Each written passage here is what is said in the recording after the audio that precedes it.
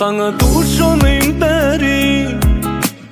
hemme yerde sen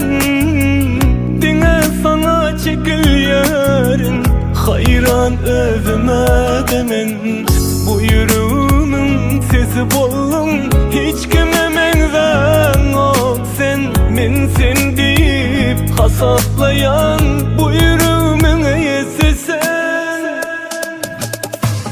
nem için men seni şeylevip uğrayan seni yakın duyan men seni gavanyan hemmeden men seni nem için bile süyen canım seninle vuryan men seni vuryan söyleyeyim.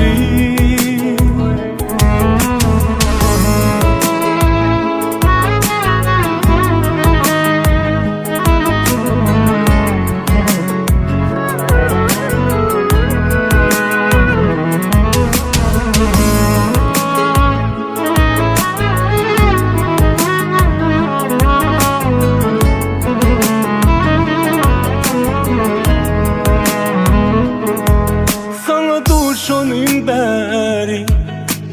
hemme yerde sen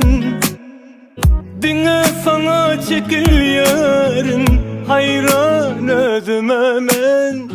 bu yürümün sesi bollum hiç kime menzen ol sen men sen deyip hasaplayan bu yürümün eyesi sen nem için men seni şeylevip uğrayan seni yakın duyan men seni gavanyan